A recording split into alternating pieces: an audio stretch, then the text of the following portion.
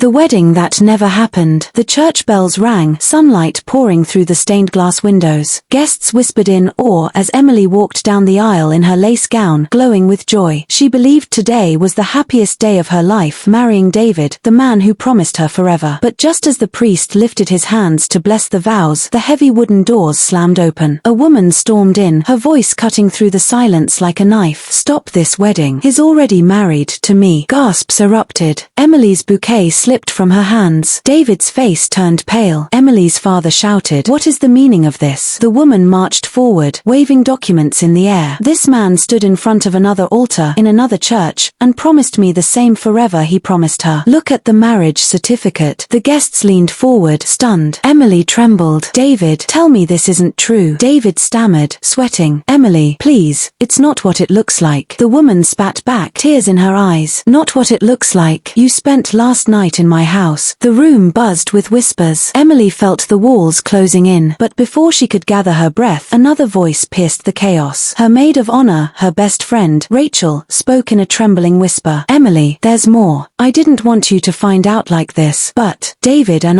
we've been seeing each other too." The church went silent. Emily's world spun, betrayed by the man she loved and the friend she trusted most. Tears blurred her vision, but then something inside her snapped. She wiped her face, stood tall, and looked David dead in the eye. "You lied to me. You humiliated me. But you don't get the last word." The crowd hushed as Emily turned, not to her groom, not to her betrayer, but to the man sitting quietly in the front row. Jason, her childhood best friend, the one who had always stood by her side, always loved her without conditions. "Jason," she said, voice steady but fierce, "you've loved me for years. Tell me now, will you marry me instead?" The room gasped. Jason's eyes widened, then softened. He rose, stepped toward her, and took her hand. "Always," he whispered. David shouted, "Emily, you can't do this." She shot him one last glare. "You did this, David. You and your lies. Today was supposed to be our beginning, but instead, it's my freedom." The guests erupted into applause. The woman who interrupted smiled through her tears. Rachel slunk away in shame, and David stood frozen in disbelief. And just like that, what began as the wedding of betrayal ended as the most unforgettable twist of all. Because sometimes the best I do is the one you say to the person who never betrayed you.